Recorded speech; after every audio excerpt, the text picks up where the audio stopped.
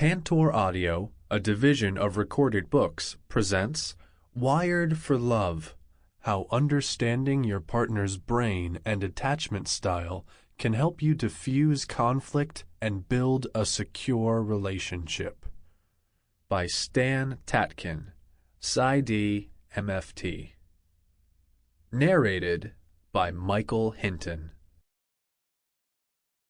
Foreword by Harville Hendricks. Couplehood has been, from the dawn of human history, the primary social structure of our species, giving rise to larger structures of family, community, society, culture, and civilization. But interest in helping couples improve the quality of their relationships is a very recent phenomenon. What help couples got in the past came from their families or social institutions, primarily religious ones.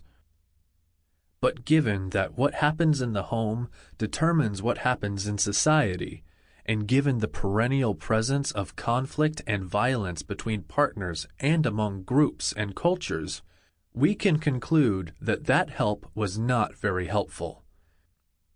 If we operate from the logical premise that healthy couples are essential to a healthy society and vice versa, then helping couples should be elevated from a romantic sentiment and a professional career to a primary social value.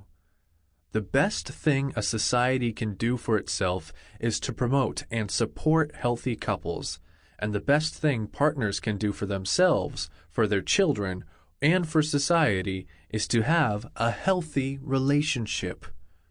This book points in that direction, describing and giving concrete guidance toward a view of intimate partnership that can help couples shift their focus from personally centered needs to the needs of their relationship and, by extension, to the transformation of society. This radical position, that by transforming couplehood we transform every social structure, has been in the making only in the last 25 years or so. I want to briefly trace the emergence of couplehood and of the evolving notions of help for couples, so that couples who listen to this splendid book can have a sense of their place in the history of this primary relationship. I want to also put Wired for Love in context. We have little information about how prehistoric couples chose each other and how they related to each other, but the informed imagination of cultural anthropologist Helen Fisher offers us some clues that prior to 11,000 years ago, couples formed a pair bond for the purposes of procreation and physical survival. She believes this bond was based on the implicit ethic of sharing that served mutual interests and needs. Their roles were specific.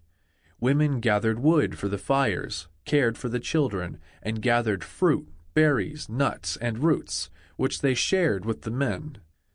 Men hunted wild game, which they shared with the women and children, whom they also protected from other men and wild animals. While these pair relationships were clearly sexual, they were not very durable, and it is probable that they were not very intimate. Estimates are that they lasted about 3 years on average, or until the children were mobile.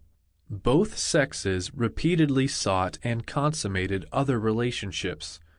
Women gave birth to many children from different fathers, and men sired many children with whom they most likely spent little time and whom they seldom recognized as their progeny. Most children were reared by single mothers and transient fathers. That all changed about 11,000 years ago when, according to the same body of research, the hunters and gatherers learned how to grow food and corral and breed animals.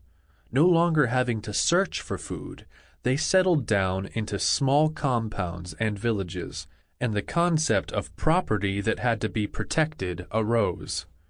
This concept may have applied at first only to animals and crops, but since children and women also needed protection, The concept eventually extended to include them. Small social groups evolved into villages, cities, and even empires, adding new layers of importance to social relations. The concept of property ownership gave birth to economics, and who children belonged to and whom they married became critically important components of both social and economic structures. So the second version of couplehood, the arranged marriage, was born. It had nothing to do with romantic attraction, personal needs, or mature love, and everything to do with social status, economic security, and political expedience. So parents collaborated with other parents, usually without much regard for the preferences of their sons and daughters, to select spouses for their children who would improve or maintain the social and economic status of the family as a whole. Little, if any, attention was paid to the quality of the couple's relationship. The couple were expected to honor family values and approved social etiquette, irrespective of their feelings for each other, and if one of them transgressed, through abandonment or infidelity or other dishonorable conduct, the transgressor was advised, admonished, and or punished by family and community leaders, fathers, brothers, elders, religious officials. The tools of analysis, understanding, and empathy had not yet been invented. The next incarnation of marriage began in the 18th century with the rise in Europe of democratic political institutions, which argued that everyone was entitled to personal freedom and, by extension, the freedom to marry the person of their choice. The door to marriage was increasingly romantic love rather than parental dictates, and this shift gave to the personal or psychological marriage designed to meet personal and psychological rather than social and economic needs.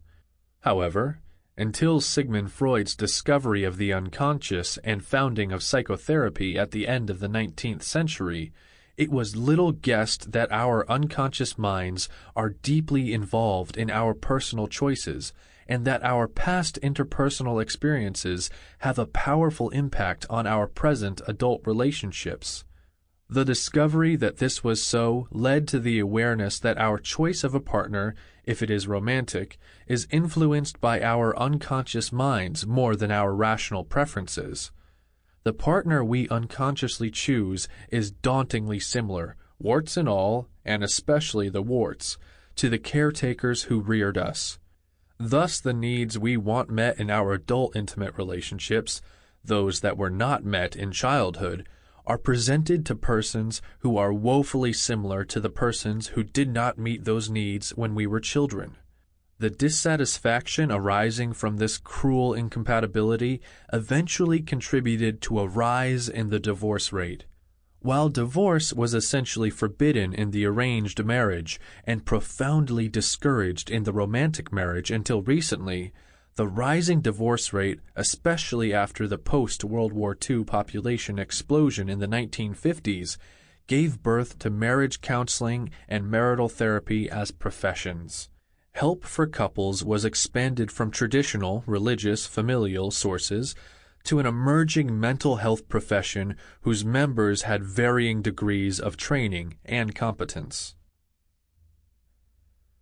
The early models of marriage counseling were based upon the assumption that a couple consisted of two independent, autonomous persons who could use their learning capacity and cognitive skills to resolve their differences by regulating conflict about their differences.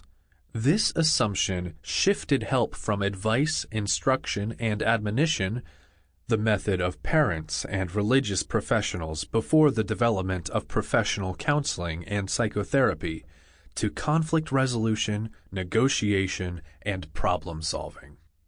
This was helpful to some couples whose issues were not so difficult, but for others the conflict resolution process was a failure. These more difficult couples were advised to engage in depth psychotherapy to work through their long-standing personal problems independent of their relationship, and to separate from each other with the assumption that when they came back together, free of their personal neuroses, they could meet each other's needs, current and past, and create a satisfying and wonderful relationship. This model did not work very well.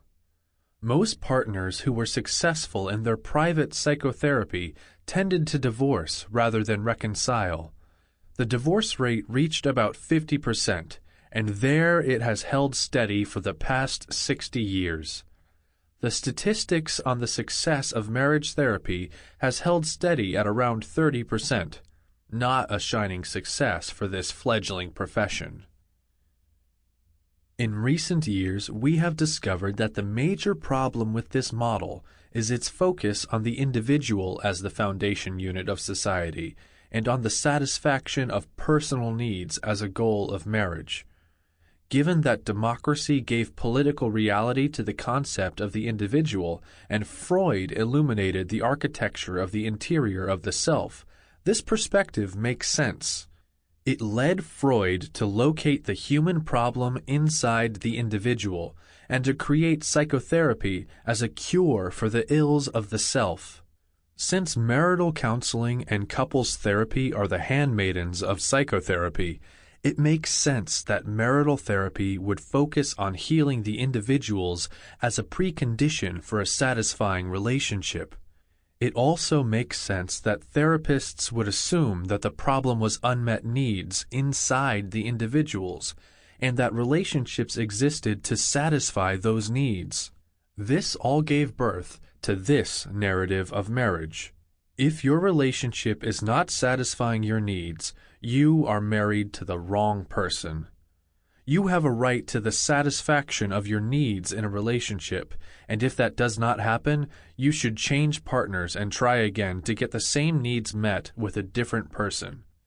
To put it in more crass terms, your marriage is about you and your needs, and if it does not provide you with satisfaction, its dissolution is justifiable no matter the consequences for others, even the children. This narrative has birthed the phenomena of multiple marriages, one-parent families, shattered children, the starter marriage, and cohabitation as a substitute for marriage, as well as a trend toward tying the knot at later and later ages. Since, as was previously stated, a society reflects the quality of couples' relationships, this focus on the self has also mirrored and fed a society of abuse and violence, ranging from endemic negativity to domestic abuse, addictions of all kinds, crime, poverty, and war. These huge social issues cannot be changed until a different narrative about how to be in an intimate relationship emerges. I believe a new narrative that shifts the focus from the self and personal need satisfaction to the relationship began to emerge in the last quarter of the 20th century. In the 70s, a new view of the self as intrinsically relational and interdependent began to challenge the reigning view of the self as autonomous, independent, and self-sufficient. This paradigm shift was fomented by developmental psychologists who began to describe the newborn child as social at birth, rather than becoming social at a later developmental stage. Human beings, they began to say, are inherently relational and relationally dependent.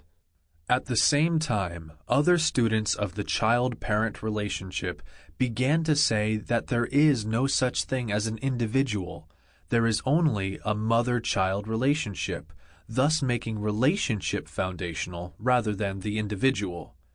The isolated and autonomous self was exposed as a myth. The origin of the human problem was relocated from the interior of the self to the failure of relationship between caretakers and their infant children. These failed relationships, the new researchers said, are the source of suffering in the interior soul, and its relief requires participation in a relationship that is the antithesis of the early parent-child drama. Since these students of the human situation tended to be therapists, they assumed the optimal corrective relationship was with a therapist. In the past 20 years, these insights have become the theme of a new marital narrative, and the fourth incarnation of marriage, which I refer to as the conscious partnership. In this new narrative, commitment is to the needs of the relationship rather than to the needs of the self. It goes something like this. Your marriage is not about you. Your marriage is about itself. It is a third reality to which and for which you are responsible, and only by honoring that responsibility will you get your childhood and current needs met. When you make your relationship primary and your needs secondary, you produce the paradoxical effect of getting your needs met in ways they can never be met if you make them primary. What happens is not so much the healing of childhood wounds, which may in fact not be healable, but the creation of a relationship in which two persons are reliably and sustainably present to each other empathetically. This new emotional environment develops new neural pathways flowered with loving presence that replace the old toxic pathways that are filled with the debris of the sufferings of childhood. Couplehood becomes the container for the joy of being, which is a connected relationship. And since the quality of couplehood determines the tenor of the social fabric, the extension of that joy from the local to the global could heal most human suffering. In my view, Wired for Love by Stan Tatkin is more than an addition to the vast literature directed to couples. It is more than a brilliant integration of recent brain research with the insights of attachment theory. It is an instant of an emergent literature expressing a new paradigm of couplehood. This is no small achievement. This book will help couples flourish in their relationships, and it will aid the professionals who want to help couples be more effective. Since the author has provided a thorough guide for those on the journey to lasting love, it requires no summary here. It speaks for itself, and I encourage you to begin listening now. Your view of how to be in an intimate relationship and of the potential of marriage for personal and social healing will change forever. Introduction. Wired for Love. Look around you. We live in a highly complex world. The array of devices, machinery, technology, and processes that make it tick is mind-boggling. Just within the lifetime of many still alive today, humanity has come to regard as commonplace travel to the far side of the planet, the instant replay of events around the globe, and the ability to speak to and see just about anyone, anywhere, at any time, among many other things. We enjoy the advantages these scientific advances have brought us, and we curse them when they break down. And of course they do break down at times. For this reason, we turn to guidebooks. Everything from a car owner's manual that shows how much to inflate your tires to the instructions that show how much batter to load in your waffle maker. We may hate the thought of consulting a manual or calling for technical support, except perhaps in a pinch. But can you really operate all these things simply through intuition? Relationships are complex too, yet we often attempt them with a minimum of guidance and support. I'm not suggesting you should follow a standard set of 1, 2, 3 steps in relating to your partner. Relationships will never come with manuals that automate the process. We aren't robots. What works for one couple won't necessarily work for another, but neither does it work to fly blind, as many couples do, and expect relationships to fall into place. Hence the need for well-informed guidance that supports your relationship. And what might be considered well-informed in this context? In fact, a large and fascinating body of scientific knowledge and theory with the potential to influence how partners relate to one another has been accruing in recent decades. This includes revolutionary work in the fields of neuroscience and neurobiology, psychophysiology, and psychology. I believe couples can benefit from this wealth of research. You may find this idea intimidating, but don't worry. I'm not suggesting you need to quit your day job and go back to school. I think you'll find the basic theories quite straightforward when you hear them explained in lay language. In short, it's my conviction that having a better understanding about how our brains function, in other words, how we are wired, puts us in a better position to make well-informed choices in our relationships. Scientific evidence suggests that, from a biological standpoint, we humans have been wired largely for purposes that are more warlike than loving in nature. That's the bad news. But the good news is that recent research suggests a variety of strategies and techniques are available to reverse the predisposition. We can, in effect, take steps to assure we are primarily wired for love. These strategies can help us create stable, loving relationships in which we are poised to effectively diffuse conflict when it arises. So why not make use of them? In the first 3 chapters of this book, I provide you with general principles drawn from cutting-edge research to help you understand what makes a relationship successful and work toward that with your partner. The chapters that follow expand on these principles in practical ways. For example, if you have a clear sense of your partner's relationship style based on the latest research, it will be easier for the two of you to work together and fix any problem that may arise. In essence, this book can serve as an owner's manual for understanding yourself, your partner, and your relationship. Now, you may raise your eyebrows at the notion of an owner's manual. Your partner isn't property, after all. I couldn't agree more. However, I like this metaphor because it conveys the level of mutual responsibility and detailed knowledge of the relationship a couple needs to be successful. In fact, I would propose to you that all couples do in fact follow one or another set of rules and principles in their relationship. They may not be conscious of it, but they already have an owner's manual of sorts. Unfortunately, many couples have the wrong manual, and in the case of distressed couples, they always have it wrong. In my work with couples, I've noticed that partners tend to form their own theories about the cause of their problems. They do this out of distress and despair, and out of their need to know why. Why am I in pain? Why am I feeling threatened or unsafe? Why is this relationship not working out as expected? Partners work hard to come up with answers to such questions, and sometimes their answers provide an immediate sense of relief. Now I know why this is happening. However, in the long run, these theories generally don't work. They aren't sufficiently accurate to help the relationship. They don't stop the pain. They don't alter our fundamental wiring.